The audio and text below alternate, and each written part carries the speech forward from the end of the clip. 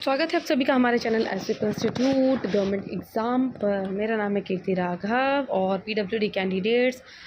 मैं इस वीडियो में आपको एसएससी एमटीएस के बारे में बताने वाली हूँ, जिसमें आपको MTS means multi note tasking staff and आपकी हवलदार की पोस्टिंग है। इसमें देखिए सारी वीडियो सारी इन्फॉर्मेशन जो भी इस जॉब से रिलेटेड है उसकी मैंने एक अलग वीडियो बनाई है, आप उसको देख लीजिए। बहुत ही डिटेल्ड इन्फॉर्मेशन है और बहुत ही यूज़फुल है आपके लिए, ठीक है। उसको देखिए, मैंने वीडियो अपलोड किया, आप उसको देखिए।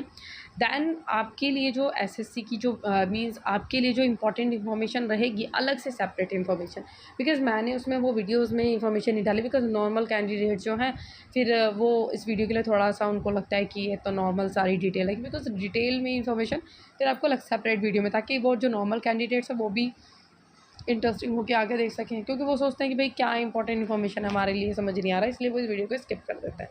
तो इसलिए पीडब्ल्यूडी कैंडिडेट्स आपके लिए इंपॉर्टेंट इन्फॉर्मेशन मैं इस अलग वीडियो में बता रही हूँ, ताकि ये डिटेल्ड भी वीडियो बने और आपकी सारी क्वेरीज़ का सोल्यूशन भी आपको इसमें मिले। उसके बाद भी अगर आपको कोई डाउट रहता है कमेंट सेक्शन आपके लिए ओपन है, कमेंट में मेंशन कर दीजिएगा, ओके। तो जैसे मैंने आपको सारी इन्फॉर्मेशन उस वीडियो में ऑलरेडी दे दी है, पैटर्न, एग्ज़ाम पैटर्न, पोस्ट, कितने नंबर पोस्ट है, क्या क्या चीज़ें हैं। अब लास्ट डेट रहेगी सर हमको फॉर्म फिल करने की 24 जुलाई। अभी देखिए इसमें ना दो तरीके की एग्ज़ाम जैसे रहने वाले, स्टाफ की रहती है और हवलदार की रहती है। अब मैं आपको बता देती हूँ कि जो पीडब्ल्यूडी कैंडिडेट्स कौन कौन हैं जो एमटीएस की, जो कि staff multi non technical staff की जो पोस्ट के लिए आप अप्लाई कर सकते हैं, कौन कौन सी डिसेबिलिटी हैं जो अप्लाई कर सकती हैं। तो आप देखिए जैसे सूटेबली ऑफ बेंचमार्क डिसेबिलिटी कौन कौन सी कैटेगरीज़ हैं: blind, low vision and deaf, hard of hearing, मतलब जो कि हियरिंग से रिलेटेड है, one arm both leg, one arm both arm, one leg both leg, one arm और लेग, ठीक है। ये डिसेबिलिटीज़ हैं जो इस एग्ज़ाम को फॉर्म को फिल कर सकती हैं। Cerebral palsy, leprosy cured, dwarfism, acid attack विटिज्म एंड मींस आपका multiple disorder means MD gap किया जाती है इसमें, एमडी से हाँ मस्कुलर डायस्ट्रोफी एंड आपकी ये वाली आ जाती है स्पेक्ट्रम डिसऑर्डर, हाँ autism, spinal injury, spinal deformity, ये आपकी डिसेबिलिटीज़ हैं। ऑटिज्म स्पेक्ट्रम डिसऑर्डर माइल्ड या मॉडरेट। अभी देखिए इसमें लिखा हुआ है ऑटिज्म स्पेक्ट्रम डिसऑर्डर माइल्ड या मॉडरेट होना चाहिए, ज़्यादा सीवियर नहीं, ठीक है। एंड इसमें भी जो कि स्पाइनल डिफॉर्मिटी है, स्पाइनल इंजरी है, इसमें भी without neurological and limb dysfunction के अलावा, मींस ये दिक्कत नहीं होनी चाहिए, ये चीज़ आपको बता दी है। इसमें स्पेशली लिखा हुआ है spinal deformity and spinal injury है वो कैंडिडेट अप्लाई कर सकते हैं, लेकिन without neurological and limb dysfunction ये नहीं होना चाहिए। ऑटिज्म स्पेक्ट्रम डिसऑर्डर, जो कि आपकी ऑटिज्म स्पेक्ट्रम डिसऑर्डर है, जो कि शायद माइंड से रिलेटेड डिसेबिलिटी है, तो उसमें आपको जो दिक्कत है वो आपकी सर्टिफिकेट में मींस माइल्ड या थोड़ी या मॉडरेट ये सब चीज़ें हैं। Intellectual disability, specific learning disability, SLD, specific learning disability and MI mental illness. Multiple disability involving A to D, means आपके मल्टीपल डिसेबिलिटी होनी चाहिए, इसे लेके बी तक कोई अप्लाई कर सकता है।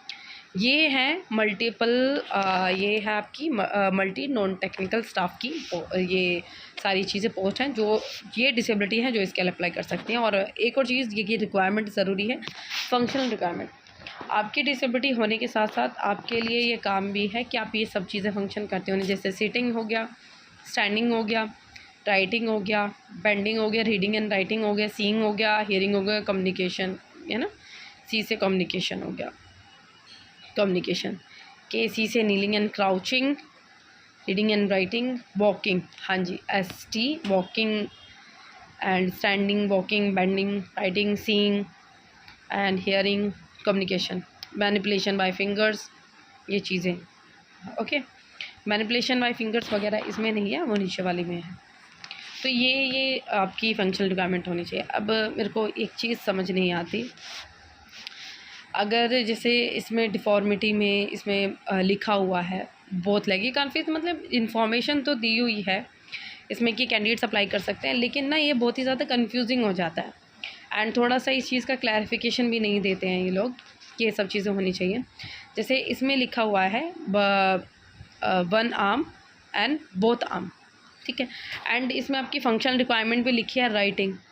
तो ये चीज़ अगर मीन्स अगर ये चीज़ इसमें डिसेबिलिटी में है, लेकिन वो चीज़ फिर राइटिंग नहीं होना चाहिए था उसमें, मीन्स थोड़ा मुझे थोड़ा सटपटा लगा, क्योंकि ना फिर वो कंफ्यूजिंग हो जाता है कि मतलब ये कैंडिडेट्स अप्लाई कर सकते हैं लेकिन उसमें रिक्वायरमेंट भी ये चीज़ मांगी गई है, तो ये समझ नहीं आ रहा है। तो अब ये देखिए, जो मैंने चीज़ें थी आपके सामने बता दी हैं।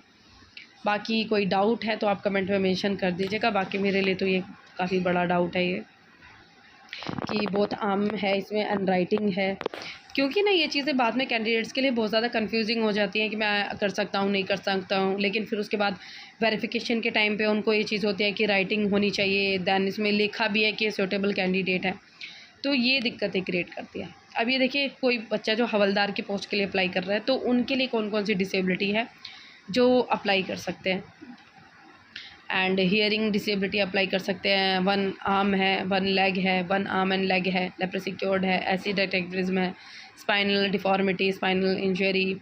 एंड इसमें देखिए, इसमें मल्टीपल वो नहीं है, माइंड से रिलेटेड जो डिसेबिलिटी थी ना, autism spectrum disorder, multi mental illness, ये केसेस इसमें नहीं है, तो आप ध्यान दीजिएगा। मल्टीपल डिसेबिलिटी, ये सब चीज़ें, तो आप एक बार अपनी डिसेबिलिटी के ये फॉर्म्स हैं, इसको देख लीजिएगा। ये कैंडिडेट्स हैं जो अप्लाई कर सकते हैं इन पोस्ट के लिए, और वो कैंडिडेट्स अप्लाई नहीं कर सकते हैं।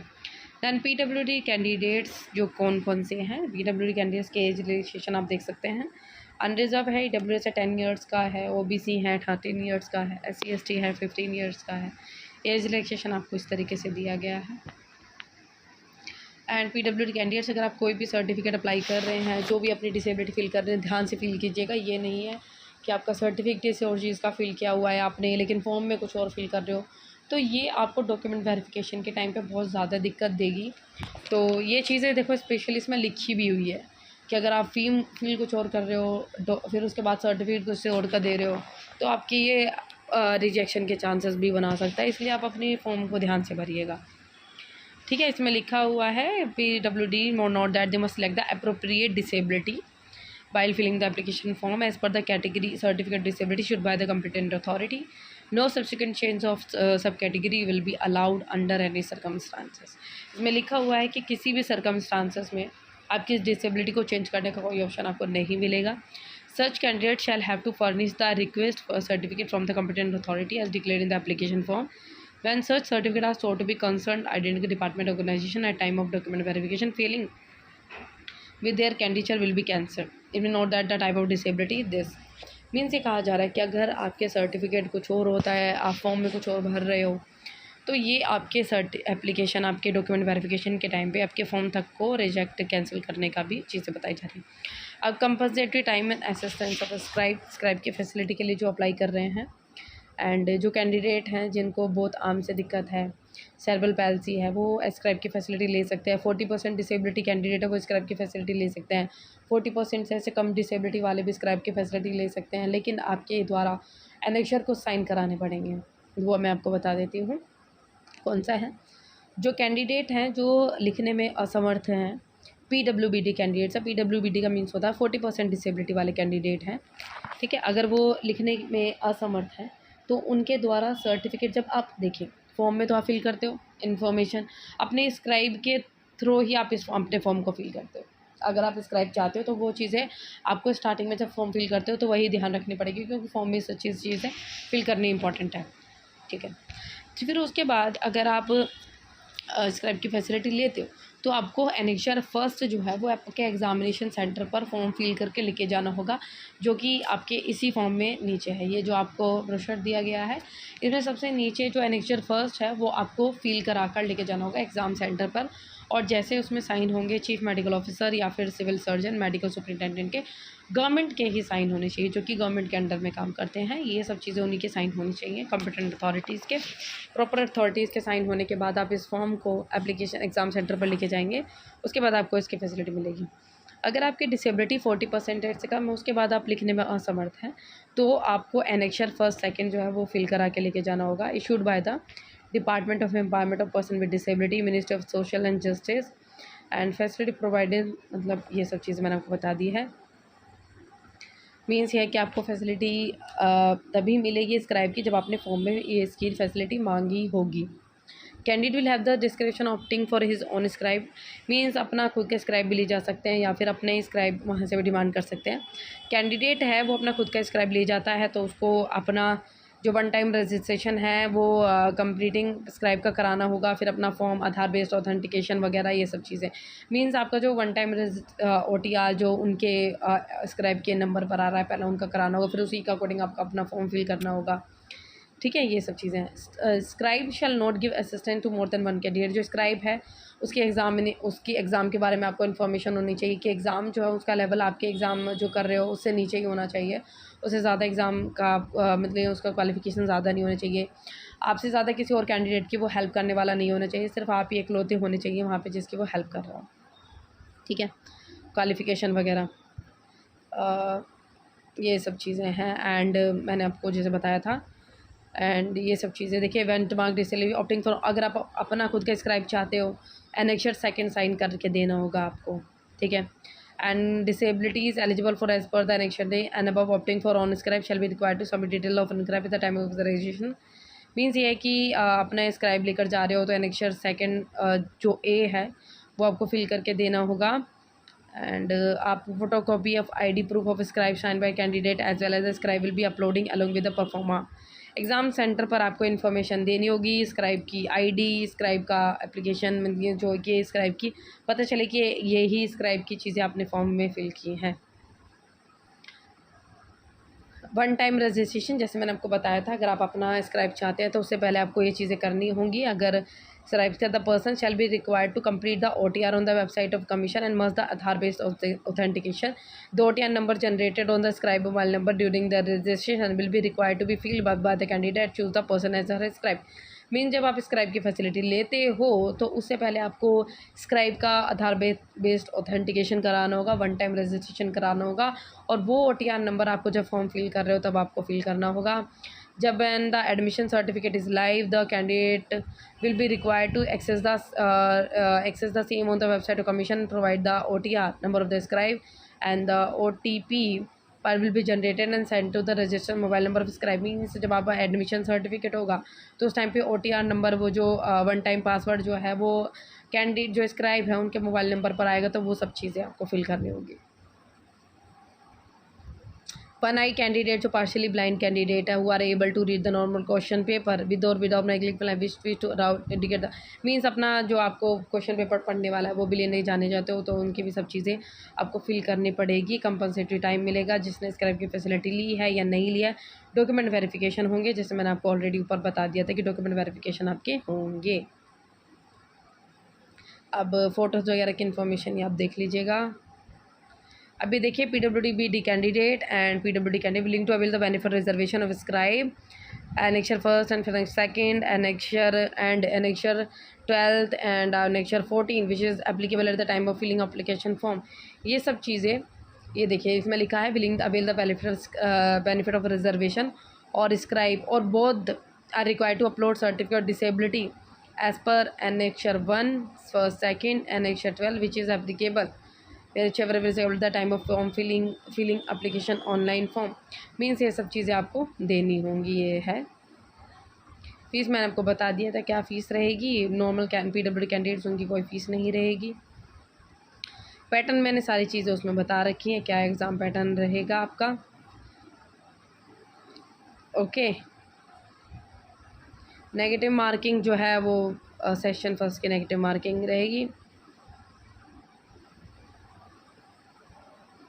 अभी देखिए फिजिकल एफिशिएंसी टेस्ट है जो PWD कैंडिडेट्स अगर हवलदार की पोस्ट के लिए अप्लाई कर रहे हैं तो उनका भी फिजिकल एफिशिएंसी टेस्ट होगा, लेकिन कौन कौन सी डिसेबिलिटी को कोई भी एग्जाम्पशन नहीं मिलेगा फिजिकल एफिशिएंसी टेस्ट में या फिजिकल स्टैंडर्ड टेस्ट में। जो कि हियरिंग से डिसेबिलिटी और वन आर्म है उनको कोई भी एग्जाम्पशन नहीं मिलेगा। वन लेग से जो इफेक्टेड है वॉकिंग से एग्जाम्पशन मिल सकता है। वन आर्म और लेग से इम्पेक्टेड है इसको भी वॉकिंग से एग्जाम्पशन मिल सकता है। लेप्रेसी कोड है वॉकिंग से एग्जाम्पशन मिल सकता है। एसिड अटैक में नो एग्जाम्पशन, उनको भी कोई एग्जाम्पशन मिलेगा लेकिन जब तक उनको कोई दिक्कत नहीं होती है, मींस हाथ की कोई दिक्कत नहीं होती है और मेनली उनको अगर एसिड अटैक से कोई दिक्कत नहीं होती है तो कोई भी एग्जाम्पशन नहीं मिलेगा। अगर होती है तो उसके बेसिस पर उनका एग्जाम्पशन मिलेगा। जो आपकी मल्टीपल डिसेबिलिटी है उसको भी above exemption of hard hearing वगैरह मींस इसमें वो हैं, वो अप्लाई कर सकते हैं, कोई भी एग्जाम्शन नहीं मिलेगा इनको, जो अगर ऊपर वाली दिक्कतें हैं। ठीक है, अब इसमें देखिए एग्जाम्शन मेंशन है subject to be production of medical certificate of PWD form government. अगर आप एग्जाम्शन चाहते हैं तो आपको प्रॉपर मेडिकल सर्टिफिकेट देना होगा PWD candidate from a government medical officer medical board certified the candidate is not able to move. मैंने आपको प्रॉपर सर्टिफिकेट साइन करा के देना होगा जिसमें लिखा होगा कि पर्सन जो है वो वर्क नहीं कर सकते और उनका एग्जाम्शन मिलना है। मैंने आपको बता दिया है ये सब चीज़ें होंगी। एंड डॉक्यूमेंट वेरिफिकेशन होगा आपका। ये देखिए, जब एग्ज़ाम देते हो आपका एग्ज़ाम होने के बाद में आपका फाइनल रिज़ल्ट आ जाता है, उसके बाद डॉक्यूमेंट वेरिफिकेशन होता है। डॉक्यूमेंट वेरिफिकेशन आपका डिपार्टमेंट के द्वारा होता है। जिन डिपार्टमेंट में आपको सीट मिलती है वहाँ पे डिपार्टमेंट में डॉक्यूमेंट वेरिफिकेशन होगा। एंड जो PWD कैंडिडेट्स अगर डॉक्यूमेंट वेरिफिकेशन जब आपका होता है तो वो जो डिपार्टमेंट्स होते हैं वही आपको कोई मेडिकल सेंटर्स वगैरह अलॉट करेंगे आपको कि वहाँ पर आपको डॉक्यूमेंट वेरिफिकेशन करानी होंगी।